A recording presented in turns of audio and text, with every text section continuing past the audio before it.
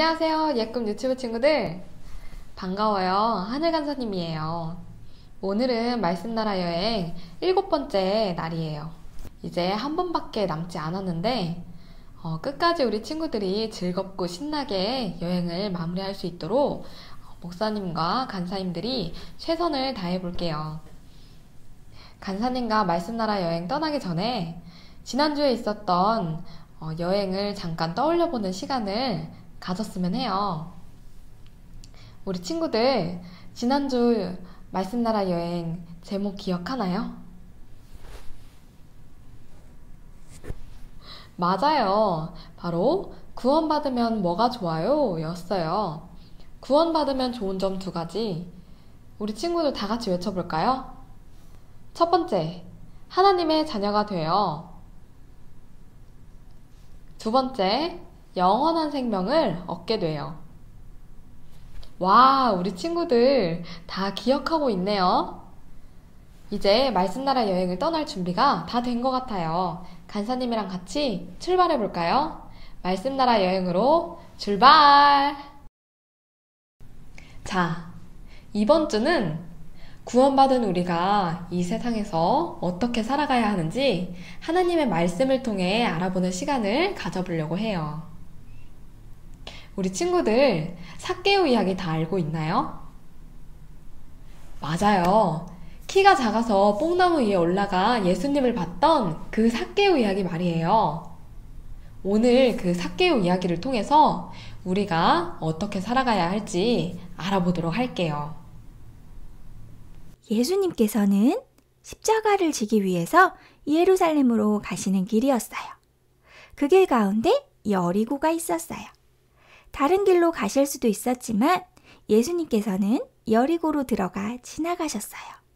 무슨 이유 때문이었을까요? 바로 삭개오를 만나시기 위해서였어요. 삭개오의 직업은 바로 세리장이었어요. 당시 이스라엘은 로마의 지배를 받고 있었어요. 그래서 로마에 세금을 바쳐야 했어요. 로마에 바칠 세금을 걷는 일, 이 일을 하는 사람이 바로 세리였어요. 삭개오는 여리고의 수많은 세리들의 리더, 세리장이었던 거예요. 그리고 삭개오는 부자였어요. 세리가 되면 부자가 되는 것은 식은 죽 먹기였어요. 정해진 세금보다 훨씬 더 많은 돈을 거뒀기 때문이에요. 세리들도 이 정도인데 하물며 세리장인 삭개오는 얼마나 부자였을까요? 하지만 사람들은 세리들을 미워했어요. 로마를 위해서 일하는 것도 못마땅한데 돈까지 빼앗는 세리를 누가 좋아했겠어요? 또한 삭개오는 키가 작았어요. 작은 키 때문에 어렸을 때부터 무시당하고 하고 싶은 일도 못했을 거예요. 그래서 악착같이 세리가 됐는지도 몰라요. 세리가 되면 날 무시하지 못할 거야. 세리가 된 후에 삭개오는 못된 짓을 많이 했어요. 삭개오는 좋은 점이라고는 하나도 없는 죄인이었던 거예요. 이런 죄인 삭개오에게 예수님께서 찾아오셨어요. 삭개오는 예수님을 보기 위해서 돌 무화과 나무에 올라갔어요.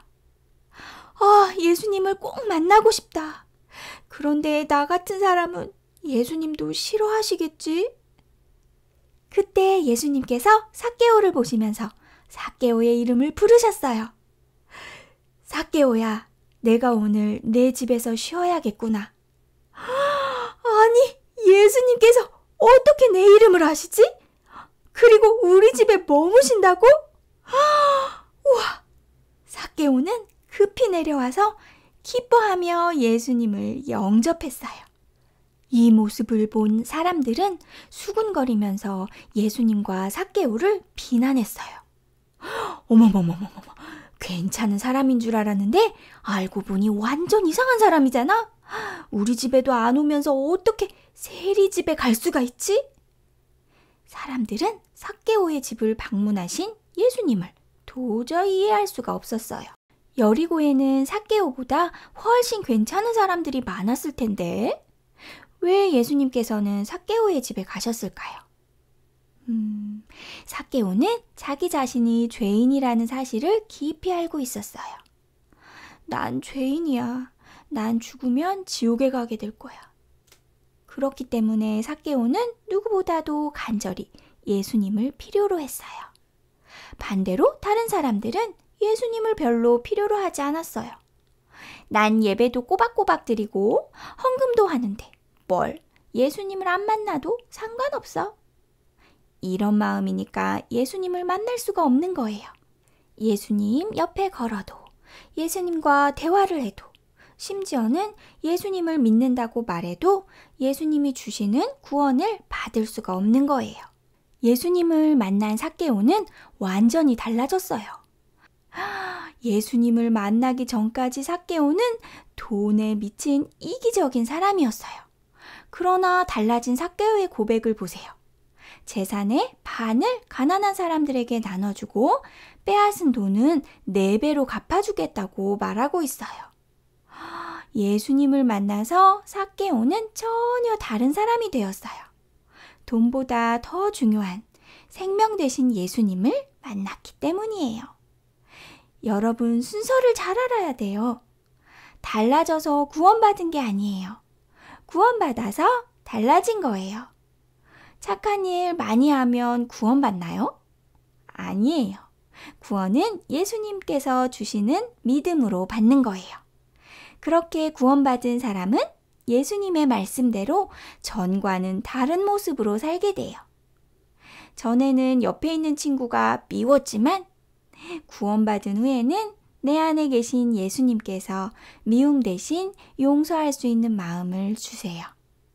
전에는 욕하는 것이 죄인 줄 몰랐지만 구원받은 후에는 내 안에 계신 예수님께서 그것이 죄임을 깨닫게 하셔서 그만하게 하시는 거예요. 여러분은 예수님을 영접했나요? 그러면 마음속에 계신 예수님을 항상 의지하세요. 예수님께서 여러분을 변화시키실 거예요. 삭개오처럼 자격이 없어도 예수님은 여러분을 찾아오시고 여러분의 마음속에 들어오길 원하세요. 예수님이 필요 없는 사람은 아무도 없어요. 여러분의 죄를 해결할 수 있는 분은 예수님밖에 없어요. 이 시간 마음의 문을 열고 예수님을 영접하세요. 삭개오처럼 엄청난 기쁨과 변화가 여러분 삶 가운데 일어날 거예요. 친구들, 삭개오 이야기 잘 들었나요? 삭개오는 예수님을 만나기 전에 어떤 사람이었나요? 맞아요. 사람들에게 세금을 많이 걷어서 자기 배를 채우는 못되고 이기적인 사람이었어요. 하지만 자신이 죄인임을 너무나도 잘 알고 있던 삭개오는 예수님이 자신을 찾아오셨을 때 겸손한 마음으로 예수님을 영접했어요. 여기서 하나님의 자녀로서 어떻게 살아가야 하는지 그 첫 번째, 자신이 죄인임을 인정하고 하나님께 용서를 구하는 삶이에요. 바로 회개하는 삶이에요.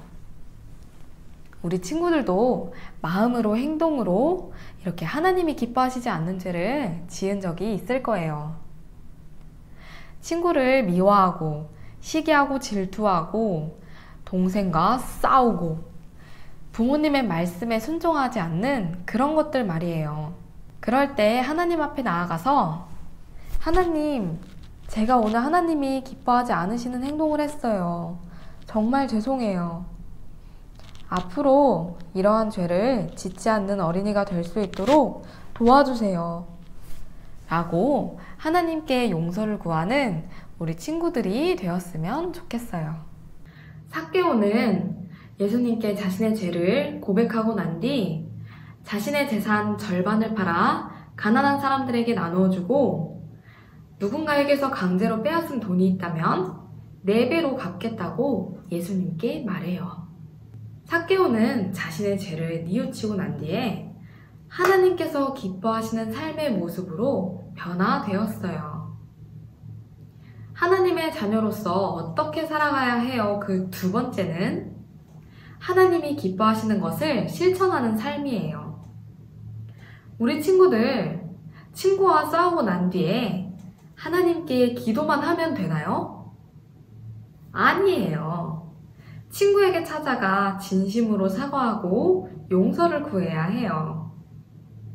하나님께 용서를 구하는 것뿐만 아니라 내가 마음을 아프게 했던 그 친구에게 찾아가 용서를 구하는 변화된 행동이 우리가 하나님의 자녀로서 살아가야 할 모습이에요.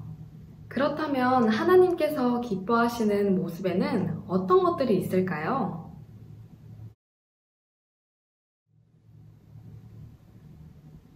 딩동댕! 우리 친구들 정말 똑똑하네요. 모두 맞았어요. 우리 성경 말씀을 한번 볼까요?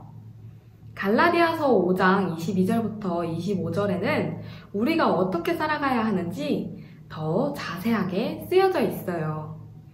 간사님이 말씀을 읽어줄게요. 그러나 성령의 열매는 사랑과 기쁨과 평화와 오래 참음과 자비와 착함과 성실과 온유와 절제입니다. 이런 것들을 금지할 율법이 없습니다. 그리스도 예수께 속한 사람은 자기 육체를 정욕과 욕망과 함께 십자가에 못 박았습니다. 우리가 성령으로 새 생명을 얻었으므로 성령을 따라 살아야 합니다. 우리 친구들, 나눠준 7주차 공과 마지막 장에 보면 포도 열매에 이런 단어들이 쓰여져 있을 거예요. 오늘부터 다음 주 목요일까지 한 주 동안 포도 열매에 쓰여진 단어를 실천할 때마다 부모님께서 실천한 그 단어에 빨간색으로 동그라미를 그려주실 거예요. 이 단어들을 성경에서는 성령의 열매라고 말해요. 한번 따라해 볼까요? 성령의 열매. 왜 성령의 열매라고 할까요? 예수님을 믿고 구원받으면 우리 마음속에 성령님이 찾아오세요. 성령님께서 우리 친구들이 사랑하고 기뻐하고 인내하고 친절하고 참을 수 있도록 도와주세요.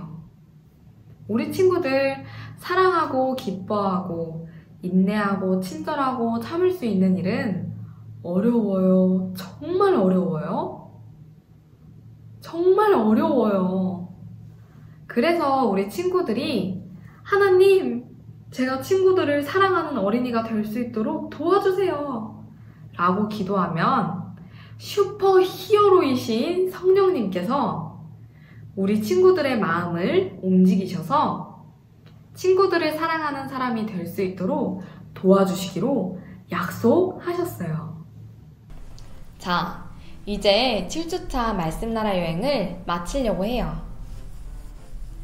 우리 친구들, 구원받은 사람은 어떻게 살아가야 한다고요? 첫 번째는 자신이 죄인임을 인정하고 하나님께 용서를 구하는 삶이에요. 바로 회개하는 삶이에요. 자신이 죄인임을 인정하고 고백하는 것에서 끝나는 것이 아니라 다시는 그 죄를 짓지 않도록 도와달라고 기도하고 또 그렇게 살아가는 삶이 바로 회개하는 삶이에요. 두 번째는 하나님이 기뻐하시는 것을 실천하는 삶이에요. 성경에 보면 하나님이 기뻐하시는 삶이 어떤 것인지 자세히 나와 있어요. 그런데 그 많은 것을 모두 실천하며 살기는 너무너무 어렵겠죠? 그래서 하나님이 간단하게 알려주셨어요. 그것은 사랑이에요. 하나님을 사랑하고 이웃을 사랑하는 삶이 바로 하나님께서 기뻐하시는 삶이에요. 이 두 가지 꼭 기억했으면 좋겠어요. 그런데 여기서 아주 중요한 사실이 있어요. 이 두 가지를 살아내기 위해서 나의 힘으론 부족하다는 것이에요. 그래서 하나님께서는 우리의 연약함을 아시기 때문에 슈퍼 히어로이신 성령님을 우리에게 보내주셨어요.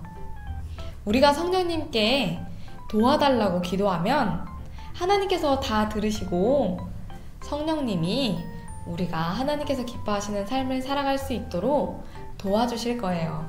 이번 한 주 동안 포도나무 열매에 적힌 단어들을 실천할 수 있도록 기도하면서 또 앞으로 멋지게 자라나는 우리 친구들이 될 수 있길 간사님이 또 선생님이 우리 부모님이 친구들을 위해서 늘 기도할게요.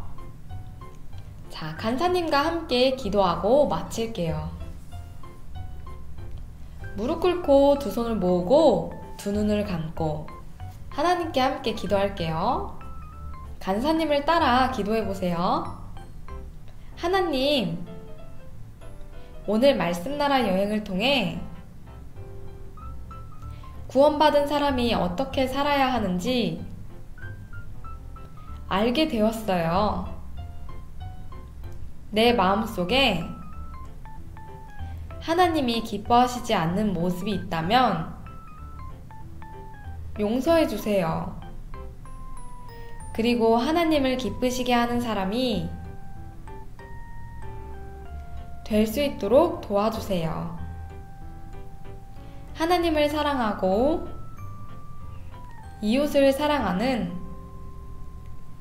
제가 될 수 있도록 도와주세요. 예수님의 이름으로 기도드립니다. 아멘. 우리 친구들, 요즘 날씨가 많이 쌀쌀해졌어요. 감기 걸리지 않게 항상 옷 따뜻하게 입고 또 기쁜 마음으로 다음 주에 만나요. 안녕!